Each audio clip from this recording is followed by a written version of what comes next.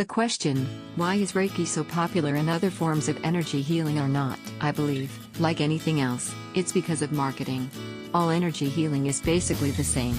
There are different techniques people use for different things, but Reiki is just one name for energy healing. Somewhere along the way, Reiki became the secret, mystical practice so that people could charge thousands of dollars to teach it, and give attunements. Long before the internet, people were fervent about you can't show these symbols to anyone.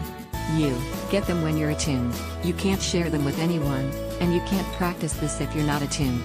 Hogwash. So people paid lots and lots of money to learn how to do it, get their attunements, and then paid lots and lots more if they wanted to become a Reiki master. All of that worked and people bought into it, just like they are paying thousands of dollars to buy into the healing touch movement, now. Now that people are getting attunements and learning how to do Reiki for free, healing touch has taken its place in the marketing of energetic healing. Healing touch is nothing more than teaching Reiki along with anatomy and certain techniques that most Reiki practitioners use intuitively anyway. The fact is, energy healing is energy healing is energy healing. The fact is that people don't need to have attainments to do Reiki, they've been doing it for centuries. It's a nice thing to have so people can call it Reiki, but essentially, you are taking energy from the universe, as a conduit, and sending it to another person, animal or thing for the highest intention. Nobody needs an attunement for that. Attunements, like the symbols, are good for people in that they signal to the subconscious, what I call the kuanhuna, that something has changed or that something works. There's nothing wrong with that, if that's what people need to believe it. But it isn't the be-all and all that history made it out to be for financial gain. You can read about the history in a book written by Don Beckett, Reiki, The True Story, an exploration of Usui Reiki. It's one of the few Reiki books I recommend, it's my favorite, and it's the one I recommend first.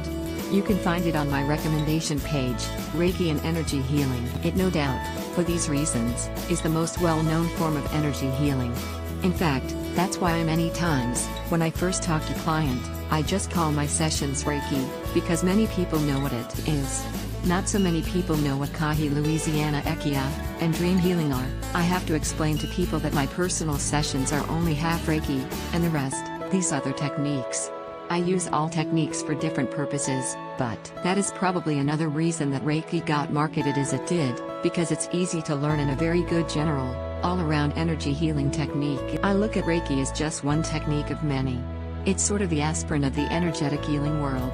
You start with that, it's sort of good for everything, then you start adding in other things to be more specific, if appropriate, and applicable, and if you have the knowledge and practice behind you. But Reiki is always the go-to because it's the most general. And long ago, Usui gave it a name, and then people started charging to teach others how to do it. Sorry to be so cynical, but the rest is Reiki marketing history, imho. To learn Reiki yourself and see real results, check the link in the description below.